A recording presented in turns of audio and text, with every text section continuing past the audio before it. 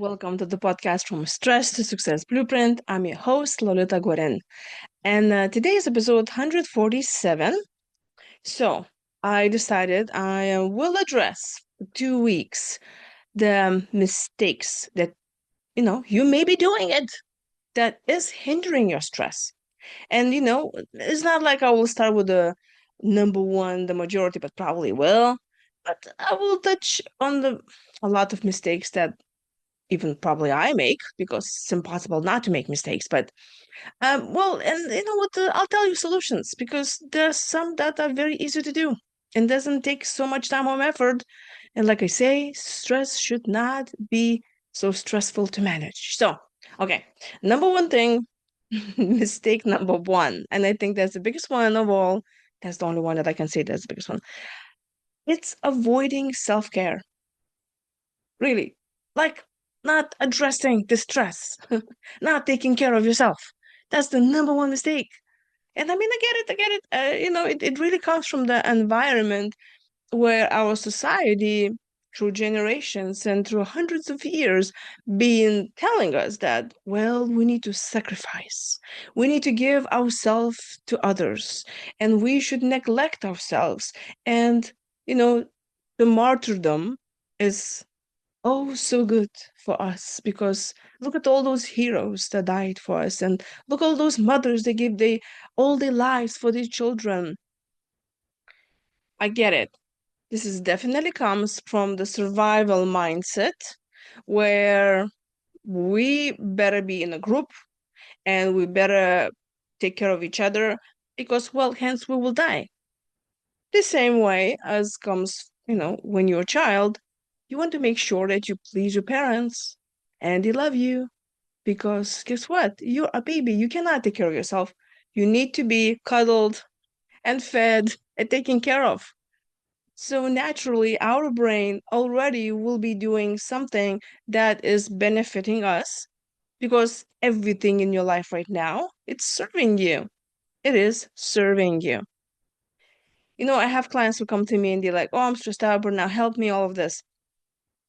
But the funny thing is that every situation, and think about any, stressful situation you are right now in, or maybe there's something that you keep on doing, but really overall looks like, well, it's not really helping you. And maybe other people say, well, I mean, you're doing this is not good. But okay, let's just say you want to slim up and be in a better health, but you kind of just cannot start a diet or cannot just go to the gym or just walking around the block. Okay. It's difficult to start those new habits. Why? Because what you're doing right now is serving you. Yes, I said that. It's like, what do you mean it's serving me? Of course it's not serving me. No, it does. There is always some sort of belief behind your actions. And let's just say, as an example, let's say you grew up in the environment or somebody else grew up in the environment where healthy living, taking care of yourself was really not a priority. And let's say that's the family that used to growing up of eating out and fast foods and there was obesity in his family. And then a child who grows up in that kind of family may have difficulty of thinking about themselves, thinking about their weight and their nutritional habits, and going to the gym and taking care and walking around the block. Why? Because there's a loyalty behind it.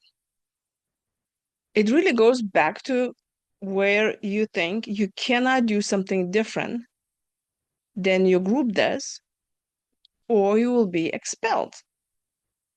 And like I said, we're humans. We need to be belonging into a group. So naturally, even if somebody can say, I'm going to hire a trainer, I am going to be doing all this nutritional and those smoothies in the morning, I'm going to do this. But if they have a difficulty of really not doing that, it is serving them. It is serving their loyalty. So they know they will be still in the group, hence, they will be still safe. So for them, it's actually a safety issue, the loyalty issue.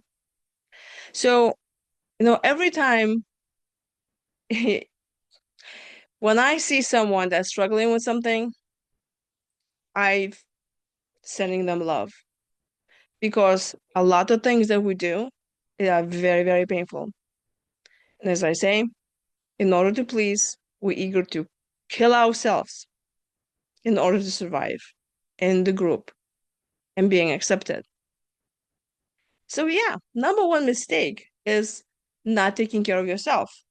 Now I explain to you why it will be difficult to take care of yourself. And now I tell you why it's very good to take care of yourself.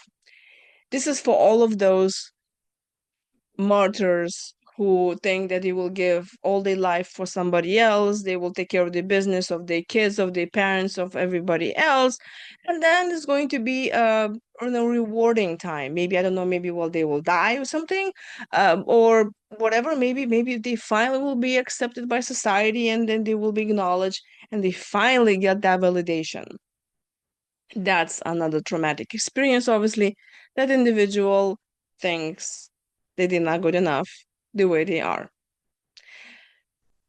So the quick solution for this, for those who are ashamed to take care of themselves, those that are feeling guilty of taking care of themselves, even doing 1 minute break an hour, even walking around the block for 10 minutes, a lot of people have problem with this because of all those loyalties and all of the things that I already talked about. So the perspective that you need to change about that, it's very simple. You cannot pour out of empty pitch. You can't.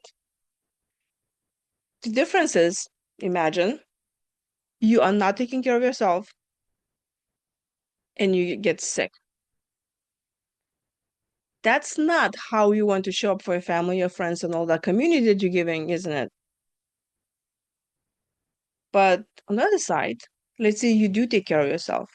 You do pay attention what you eat and all your needs and all that.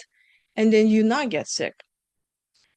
You know how many people you can help when you are in good health? When you're full of energy and power and inspiration and passion, you will be more creative. You will have more energy to take action, inspire others, and go do whatever you want to do. So actually, by helping yourself and starting taking care of yourself and your stress levels is helping the other people around you. It's helping and being there for them, those that you love. It's inspiring them to also be at their full potential. And that's also how you teach others, as an example, that it's good to take care of yourself so you can take care of others. I wonder what you think about that. Do you agree with me? And how much of self-care do you do now? Compare yourself how much you did 5 years ago. Hmm?